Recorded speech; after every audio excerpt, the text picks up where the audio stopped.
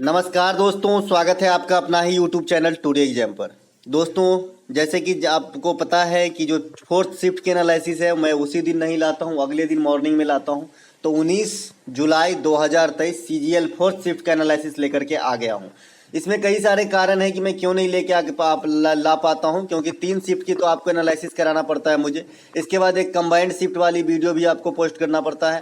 इसके अलावा जो हमारी 57 वीडियो की क्लास रन कर रही है ना, तो इसकी भी वीडियो हमें रात में पीडीएफ बना के बनाना पड़ता है, तो टाइम का अभाव हो जाता है। इसीलिए फोर्थ शिफ्ट वाली वीडियो मैं उसी डे नहीं करा पाता हूँ, अगले डे मॉर्निंग में कराता हूँ, जैसे कि कल कराया था। तो चलिए दोस्तों, शुरू करते हैं आज का ये वीडियो। जिनको भी एग्जाम देना है सभी एक एक फैक्ट को ध्यान से सुनेंगे। ये फैक्ट न सिर्फ आपको सीजीएल में काम करेगी, आप जो भी एग्जाम देंगे, जहां भी जीके जीएस पूछी जाती है, हर जगह जैसे ही लिखूंगा वैसे ही आपके एग्जाम में क्वेश्चन आएंगे। ये जितने भी आप एरो दिख रहे हैं ना, ये सभी हमारा फैक्ट होता है और सेम टू सेम आपके एग्जाम में आती है। और ये मैं नहीं कहता, ये आप ही लोग कहते हो। ठीक है, चलिए शुरू करते हैं आज का ये वीडियो।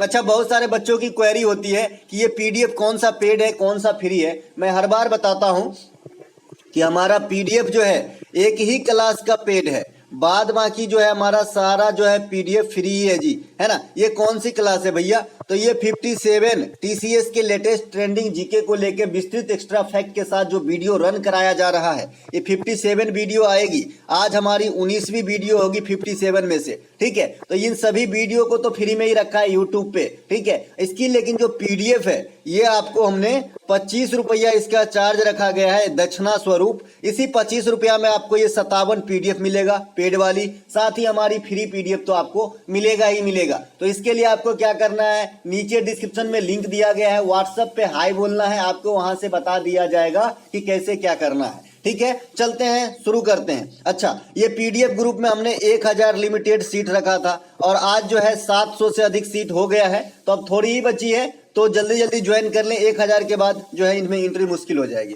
तो भाई पहला प्रश्न जो है, पितरादूरा तकनीक का प्रयोग किस शासक के समय हुआ था? भाई पितरादूरा एक प्रकार की जड़ी का काम होता है, तो कपड़ा पे नहीं होता है, ये संगमरमर पे होता है। ये कैसे होता है? सफेद संगमरमर में रंगीन पत्थर को जोड़ने की जो क्रियाकलाप है उसे उस समय पितरादूरा नाम दिया गया। ठीक है, तो पितरादूरा जो है ये जहांगीर के समय सबसे पहले जो है प्रचलन में आया था। जहांगीर को शहजादा सलीम कहा जाता है। जहांगीर के पिता का नाम अकबर था। जहांगीर को न्याय के जंजीर के लिए जानते हैं, न्याय के जंजीर हेतु जाना जाता है जहांगीर को। जहांगीर के काल में मुगल काल का चित्रकला का स्वर्ण काल कहा जाता है ना। तो ये सब बात जहांगीर से आपको ध्यान रखना है। जहांगीर की कार्यकाल की अवधि भी ले लीजिए, 1605 से 1627 जो है इनके कार्यकाल की अवधि रही थी। ठीक है, तो ये तो हो गई भाई जहांगीर के बात में। और दूसरी बात क्या कि पितरादूरा जो है जहांगीर ने प्रचलन में लाया, है ना। ठीक है, इसके अलावा सबसे पहले इस तकनीक को मुगल बादशाह जहांगीर ने करवाया। ठीक है भाई, तत्पश्चात मतलब आफ्टर दैट, है ना, शाहजहां ने बड़े पैमाने पे इस तकनीक का प्रयोग करवाया। अब आप जानते हैं कि शाहजहां को हम पुराना नाम से खुर्रम के नाम से जानते हैं भाई, खुर्रम। ठीक है, इसके अलावा शाहजहां को मुगल स्थापत्य कला का स्वर्ण काल कहा जाता है, शाहजहां के काल को, बिकॉज इसके समय में बड़े लंबे चौड़े ऊंचे और अट्रैक्टिव इमारत की निर्माण की गई। ठीक है, जहांगीर के काल को मुगल काल का चित्रकला का स्वर्ण काल बता दिया।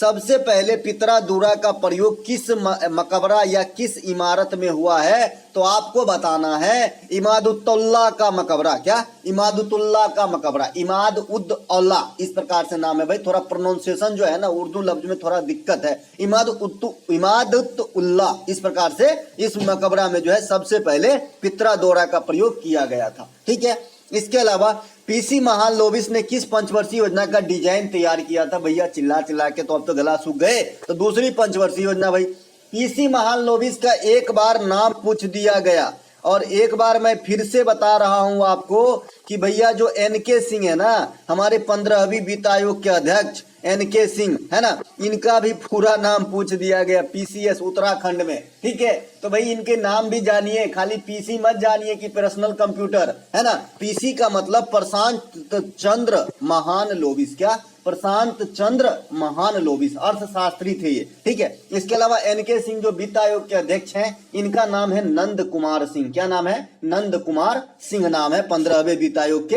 अध्यक्ष के, ठीक है। 15वें वित्त आयोग अभी चल रहे हैं, बाद में 16वें चलेंगे, है ना। इसके अलावा जो दूसरी पंचवर्षीय योजना की अवधि रही थी 1956 से 1961 रहा था। दूसरी पंचवर्षीय योजना में भारी उद्योग को बढ़ावा दिया गया था, है ना, हैवी उद्योग को। लेकिन मैं बार बार एक चीज यहाँ पे फिर से बताऊंगा कि भारी उद्योग की बढ़ावा देने के बहकावे में मत आ जाना। चितरंजन लोकोमोटिव जो है ना, ये पहली पंचवर्षीय योजना में ही लागू करवाया गया था। ये ध्यान रखना कि चितरंजन लोकोमोटिव वर्क्स जो पश्चिम बंगाल के चितरंजन में है ना, इलेक्ट्रिक इंजन बनती है रेलवे की, है ना। तो भैया इसकी जो स्थापना है ये पहली 5 ईयर प्लान में की गई थी, न कि सेकेंड 5 ईयर प्लान में, ठीक है। लेकिन सेकेंड 5 ईयर प्लान में भारी उद्योग को बढ़ावा जरूर दिया गया था। ये कौन कौन सी फैक्ट्रियां हैं जो लगाई गई थी? तो आइए मेरे साथ थोड़ा फैक्ट्री की भ्रमण कर लें, ठीक है। देखिए ये 3 फैक्ट्री है विस्तृत रूप से। आपका दुर्गापुर है, राउरकेला है और भिलाई है। दुर्गापुर कहां पे होंगे? पश्चिम बंगाल में ब्रिटेन के सहयोग से। राउरकेला कहां पे है? उड़ीसा में जर्मनी के सहयोग से। और भिलाई उस समय होंगे आपका मध्य प्रदेश में, लेकिन वर्तमान में छत्तीसगढ़ के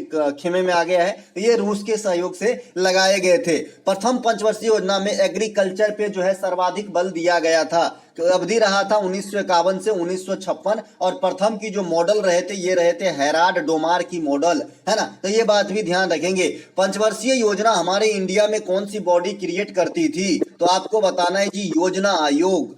योजना आयोग की स्थापना कब हुई थी? तो आपको बताना है जी 1950। योजना आयोग के अध्यक्ष कौन होते थे? आपको बताना है जी पीएम। योजना आयोग कितने योजना बनाए? आपको बताना है जी 12। अंतिम योजना जो 12वीं योजना थी इसकी कार्यकाल क्या थी? आपको बताना है जी 2012 से 2017। योजना आयोग को कौन ब्रेक किया? आपको बताना है जी नीति आयोग। नीति आयोग कब आए? 2015 में आए। नीति आयोग के अध्यक्ष कौन होते हैं? पीएम होते हैं। नीति आयोग के प्रथम उपाध्यक्ष कौन थे? अरविंद पनघड़िया। नीति आयोग के प्रथम सीईओ कौन थी? सिंधु श्री खुल्लर, है ना। तो ये सब ध्यान रखना है। इसके अलावा नीति आयोग के वर्तमान की बात कर लें, नीति आयोग के वर्तमान की बात कर लें तो भाई पीएम तो है अध्यक्ष, है ना। सुमन बेरी साहब हैं आपका उपाध्यक्ष और बीवी सुब्रमण्यम साहब, सुब्रमण्यम ये जो है आपके क्या हो जाएंगे? सीईओ हो जाएंगे, ठीक है। तो ये बात भी ध्यान रखेंगे, ये उपाध्यक्ष हो जाएंगे सुमन बेरी और अध्यक्ष तो पीएम ही होते हैं। नीति आयोग जो है गरीबी रेखा के आकलन में भी मदद करती है, गरीबी रेखा आकलन तय करने में भी मदद करती है। लेकिन राष्ट्रीय नमूना सर्वेक्षण का डाटा कलेक्ट किया हुआ से ही मतलब उनके तर्ज पे ही ये जारी करता है। तो ये बात भी ध्यान रखना है। नीति आयोग राष्ट्र को संघवाद के तरफ ले जाने के लिए अग्रसर होते हैं, यानी संघीय चीज को जो है ये ज्यादा मतलब वैल्यू करते हैं, है ना। ये सब आपको ध्यान रखना है नीति आयोग के बारे में, ठीक है। इसके अलावा नीति आयोग का फुल फॉर्म जो है ना वो भी आपको ध्यान रखना है ना। National institution for transforming India है, नोट ट्रांसफॉर्म इंडिया, ठीक है, ट्रांसफॉर्मिंग इंडिया है। इसके अलावा शरतकालीन ओलंपिक किस वर्ष से शुरुआत की गई थी? भैया जो शरतकालीन ओलंपिक है, ठंडे की महीने में जो ओलंपिक होती है, ये आपका चालू किया गया था 1924 फ्रांस से। कहां से? 1924 फ्रांस से, है ना। ग्रीष्मकालीन ओलंपिक जो मेन ओलंपिक होती है, ओलंपिक का मेन कौन है भाई? ग्रीष्मकालीन ओलंपिक। इसका मतलब मेन है तो सबसे पहले यही जन्म लिया होगा। तो 1896 एथेंस ग्रीक से होती है। मैंने आपको ओलंपिक की प्राचीन कहानी भी बता रखा है कि 776 बीसी में ओलंपिक की शुरुआत होती है, लेकिन बीच में क्लोज हो जाती है। बाद में आधुनिक ओलंपिक जो है ये 1896 पियरे डी कुबर्टीन के द्वारा स्टार्ट होती है।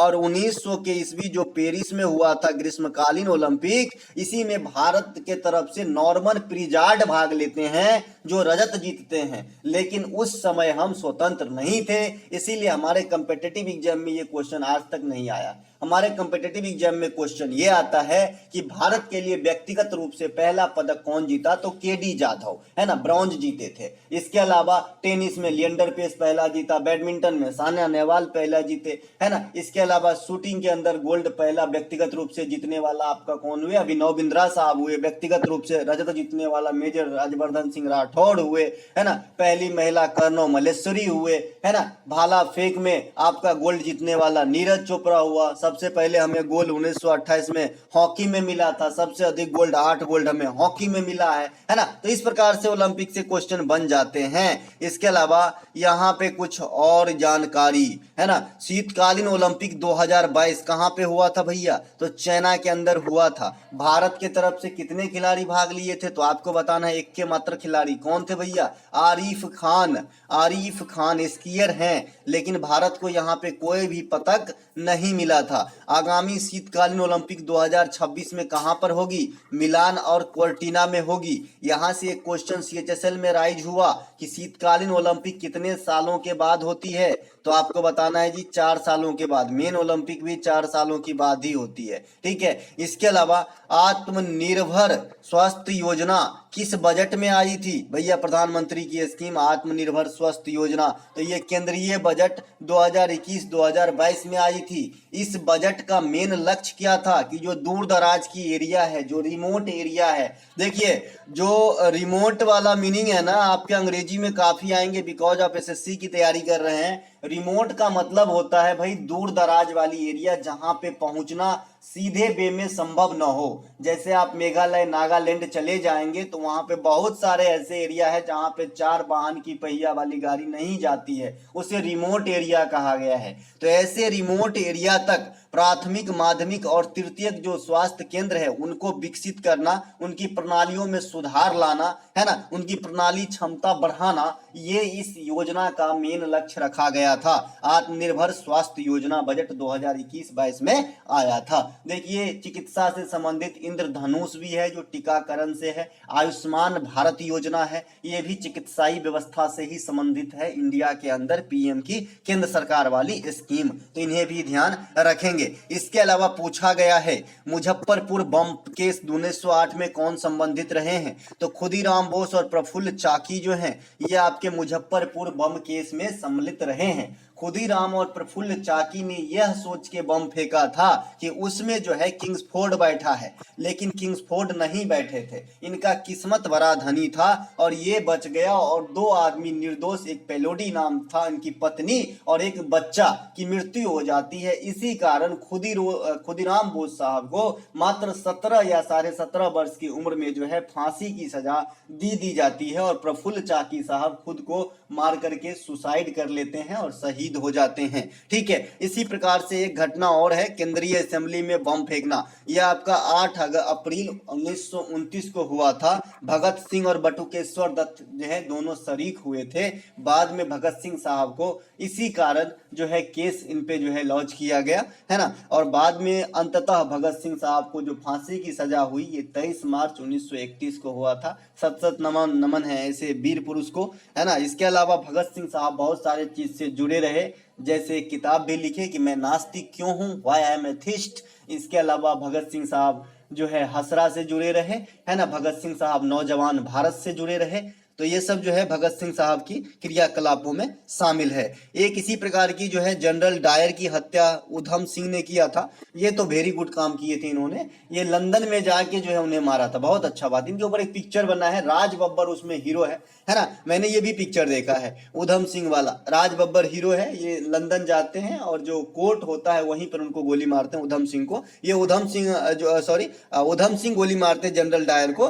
जनरल डायर क्या, ठीक है भाई, जनरल डायर कौन थे, तो जालियांवाला बाग हत्याकांड 13 अप्रैल 1919 को जो घटित हुआ था, ये इतिहास में ये काला दिन है हमारे लिए। जालियांवाला बाग कहाँ पे है भाई, अपने आप में तो अमृतसर में है जालियांवाला बाग, है ना, जहाँ पे एंट्री करने की भी एक ही रास्ता है और निकलने की भी एक ही रास्ता, इस प्रकार से, है ना। इस प्रकार से मान लीजिए तो भागने की जगह भी नहीं मिला और इन्होंने गोली चलवा दिया था। कौन, ये अपना ये क्या बोलते हैं इनको, जनरल डायर। भाई किस कारण से, तो रॉलेट एक्ट नामक एक कानून आया था, रॉलेट एक्ट, ठीक है। ये एक्ट क्या था, इसे कहा गया था बिना अपील बिना दलील का कानून। मतलब अगर मेरे पे शक है तो मुझे पकड़ के ले जाएगा जेल, बाद में पूछताछ करेगा, टॉर्चर करेगा, है ना। तो भाई ये बिना जो है ना कोई भी इंटीमेशन के उठा के ले जाते हैं, ऐसा कानून था। तो इन्हीं के विरोध में कुछ नेता विरोध कर रहे थे तो उनको पकड़ के ले गए, जैसे प्रफुल्ल चाकी, सैफुद्दीन किचलू वगैरह, है ना। तो इन्हीं नेता को जो पकड़ के ले गए, तो अब इन्हें कैसे छुड़ाया जाए, आगामी क्या प्लान बनाना है, इसी पे एक बैठक हो रही थी जालियांवाला बाग में। है ना, तभी गोली चलवा दिया। आप समझ रहे हैं, ये मॉन्टेग्यू चेम्सफोर्ड योजना जो है ना उसी के काल में हुआ था। लॉर्ड चेम्सफोर्ड नाम था। लॉर्ड तो कहने का मतलब कोई निकलता ही नहीं है,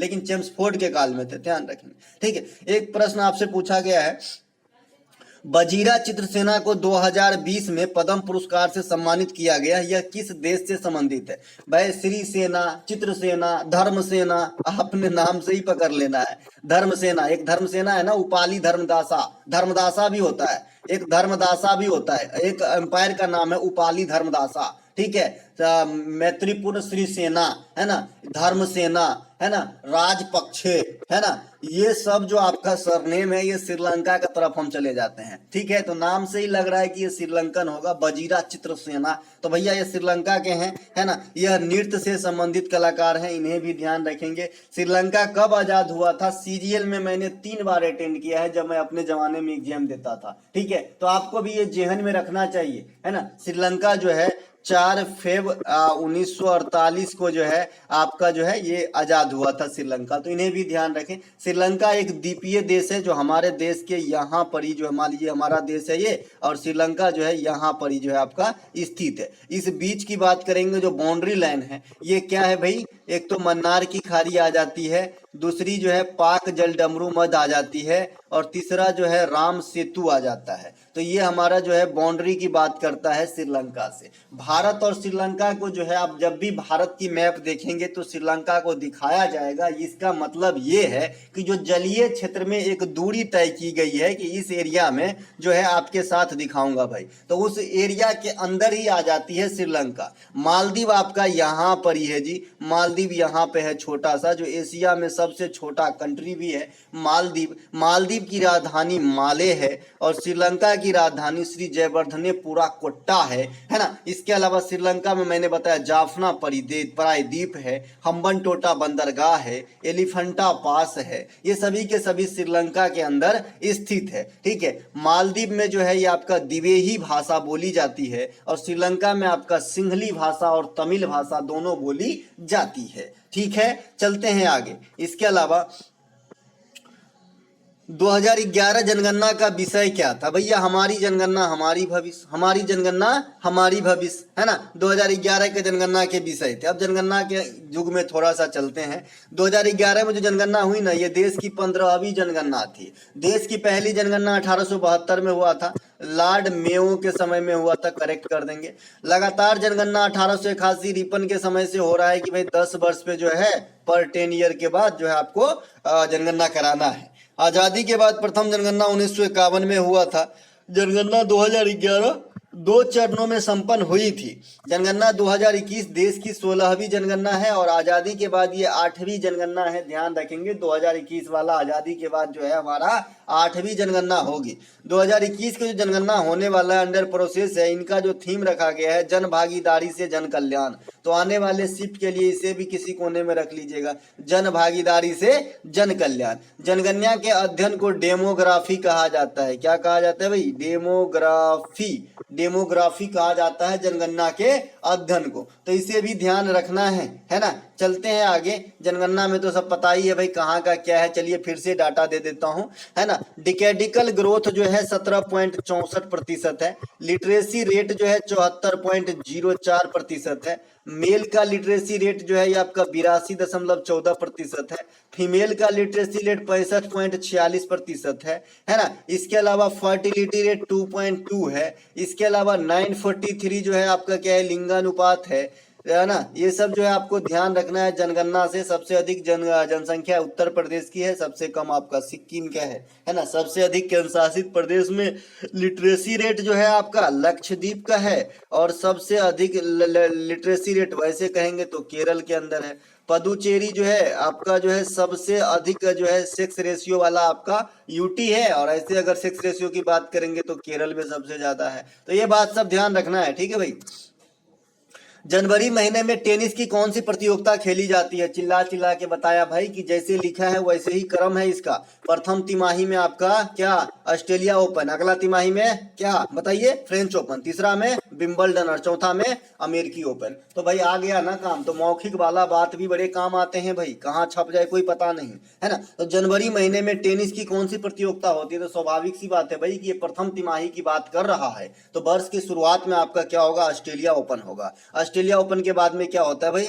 ऑस्ट्रेलिया ओपन के बाद में क्या होता है? फ्रेंच ओपन होता है। फ्रेंच ओपन के बाद विंबलडन 3 नंबर पर, और आखिर में क्या होता है? अमेरिकी ओपन होता है। ये टेनिस के 4 ग्रैंड स्लैम टूर्नामेंट है जो सबसे अधिक बार रोजर फेडरर, आपका नोवाक जोकोविच है ना, स्टेफी ग्रास, ये सब जीते हैं भाई। ये सब उच्च लेवल के खिलाड़ी हैं, इनसे जुड़ा हुआ। और अभी एक उभरता हुआ खिलाड़ी कार्लोस अल्कारेज बन रहे हैं, तो ये भी धीरे धीरे आगामी 10 साल के बाद ऐसे ही बनेंगे, इन्हीं लोगों के टक्कर में आएंगे। ठीक है। फ्रेंच ओपन किस कोर्ट में खेले जाते हैं? तो ये आपका क्ले कोर्ट में खेला जाता है। क्ले मतलब मिट्टी का मैदान है ना, मिट्टी का मैदान, तेरी मिट्टी में मिल जावा वाला गीत है ना। इसके अलावा इसे रोनाल्ड गैरोस टूर्नामेंट भी कहा जाता है। किसे? फ्रेंच ओपन को है ना, क्या कहते हैं भाई? है ना, रोनाल्ड गैरोस टूर्नामेंट कहा जाता है। विंबलडन कहाँ खेली जाती है? घास के मैदान में है ना। सवाना में नहीं भाई, घास के मैदान में, क्योंकि सवाना भी घास का मैदान है जो शुष्क के घास के मैदान है, और इसे साउथ अफ्रीका में अफ्रीका में सवाना कहा जाता है। वैसे आप कहीं भी शुष्क घास के मैदान को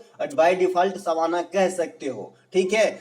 ये मैं एक दिन और समझाया था कि मान लीजिए इंडिया में आप लोकसभा और राज्यसभा को मिला देते हो तो संसद कहते हो, वैसे ही अमेरिका में भी इसी प्रकार के जो संस्था होंगे उसे भी आप बाय डिफॉल्ट संसद तो कह देते हो ना, भले वहां पे कांग्रेस कहा जाता है। उसी प्रकार से समझिए कि सवाना जो घास की मैदान है वो बाय डिफॉल्ट में आप जो भी शुष्क घास के मैदान है उसे सवाना कह सकते हैं। वैसे ये होता है, ओरिजिनेट कहाँ से है भाई? अफ्रीका से है। ठीक है। इसके अलावा जो विंबलडन है ये घास के मैदान में खेली जाती है। ऑस्ट्रेलिया ओपन और अमेरिकी ओपन जो है ये हार्ड कोर्ट या कंक्रीट वाली कोर्ट में खेली जाती है। ठीक है। मैंने ये भी बताया है कि विंबलडन में किसी देश का नाम नहीं है बंधु, देख लो। जैसे आपने फ्रेंच ओपन, तो फ्रेंच मुझे पता चल रहा है कि फ्रांस से रिलेटेड है। ऑस्ट्रेलिया ओपन डायरेक्ट पता चल रहा है कि ऑस्ट्रेलिया से संबंधित है, और अमेरिकी ओपन डायरेक्ट पता चल रहा है कि यूएस से संबंधित है। तो भैया विंबलडन में कौन सा देश इंडल्ज है? तो आपको बताना है जी, इंग्लैंड से संबंधित है, ये ब्रिटेन से संबंधित है, ध्यान रखेंगे। इसके अलावा विंबलडन के खेल भी इंग्लैंड में ही होगी भाई। इसके अलावा संविधान में मौलिक कर्तव्य किस समिति की अनुशंसा पे लगाई गई थी? भैया स्वर्ण सिंह समिति की अनुशंसा पे संविधान में मौलिक कर्तव्य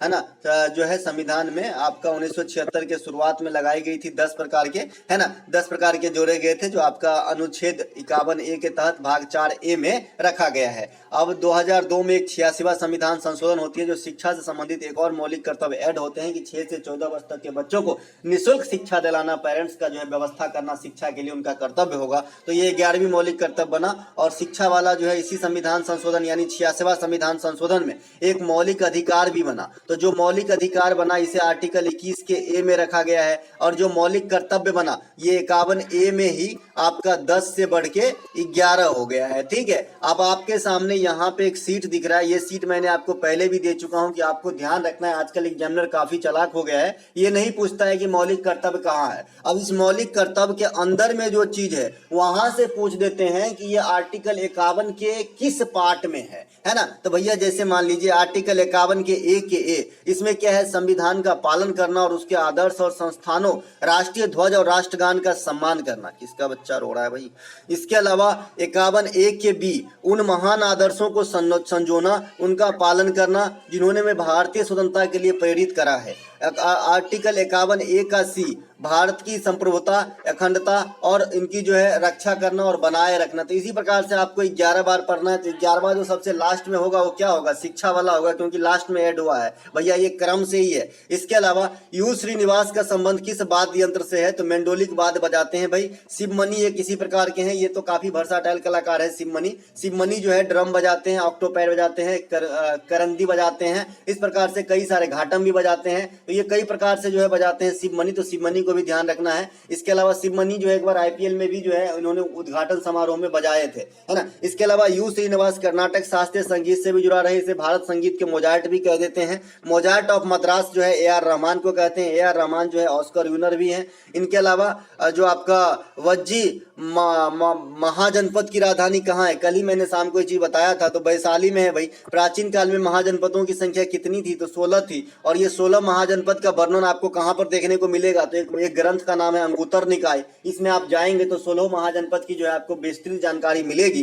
कौशल की राजधानी कहाँ थी? श्रावस्ती थी। अंग देश की राजधानी कहाँ थी? चंपा थी। मगध की राजधानी कहाँ थी? तो गिरिब्रिज या राजगीर थी। इसी प्रकार से जो है 16 महाजनपद की राजधानी। आजकल जो वैशाली देख रहे हैं ना, जो बच्चे बिहार से बराबर समझ रहे हैं कि वैशाली कहाँ है। वैशाली जो मुजफ्फरपुर वाला इलाका है ना, सॉरी माफ कीजिएगा, हाजीपुर वाला जो इलाका है ना, वो वैशाली है भाई। ठीक है। लोक रंग महोत्सव किस स्टेट से संबंधित है? तो ये मध्य प्रदेश से संबंधित है। कहाँ संबंधित है? मध्य प्रदेश से संबंधित है ना। ये महोत्सव जो है लोक रंग महोत्सव, ये आदिवासी समुदाय के द्वारा किया जाता है ना। और ये दर साल 26 जनवरी को मनाया जाता है। गणतंत्र दिवस के अवसर पे जो है ये किया जाता है लोक रंग महोत्सव। मध्य प्रदेश के अन्य त्योहार में खजुराहो नृत्य उत्सव, कुंभ मेला, उज्जैन महाकालेश्वर, क्षिप्रा नदी के किनारे, कालिदास समारोह, मालवा उत्सव, ये सभी के सभी कहाँ पे होते हैं? तो मध्य प्रदेश के अंदर मनाए जाते हैं। मध्य प्रदेश के कुछ नृत्य हैं, जैसे मटकी है, भगोरिया है, सैला है। सैला में स्टार लगाइएगा, ये छत्तीसगढ़ में भी होगी। लहंगी है, राय है, चटकोरा है, माछ है, माछ। तो ये सभी के सभी जो है आपका मध्य प्रदेश के प्रमुख नृत्यों में से हैं। ठीक है, ध्यान रखेंगे। एक प्रश्न आपसे पूछा गया है, क्लोरोफॉर्म का बॉइलिंग पॉइंट कितना होता है? 61 डिग्री सी होता है। और अगर केल्विन में आंसर दिया था, बच्चे बोल रहे हैं कि केल्विन में आंसर दिया था, मैंने आपको क्या बताया है भाई? आप ही बताइए कि मुझे आपको क्या बताए हैं कि केल्विन से डिग्री सेल्सियस से केल्विन में चेंज जब करोगे तो क्या करना पड़ता है? तो उसमें 273 ऐड करना पड़ता है। तो 273 और 61 जोड़ेंगे तो 4, 7 6 13 का 3, हाथ में 1, तो 334 केल्विन हो जाएगा। ठीक है, 334 केल्विन हो जाएगा। ठीक है, जैसे आपका मानव शरीर का टेम्परेचर लगभग 37 डिग्री सी होता है ना। तो इसमें हमने कहा था कि भाई 273 ऐड कर लो तो 37 जोड़ दो तो 10, 7 3 10, 1 7 में 11 का हाथ में 1 3, तो 310 के होता है मानव शरीर का टेम्परेचर लगभग केल्विन में। और केल्विन जो है एसआई मात्रक है टेम्परेचर का, ध्यान रखेंगे, सेल्सियस नहीं मार दीजिएगा। ठीक है, तो ये सब ध्यान रखेंगे। सेल्सियस से जो है केल्विन में चेंज करते समय 273 ऐड करना पड़ता है। अभी देखिए क्लोरोफॉर्म का सूत्र होता है आपका CHCl3।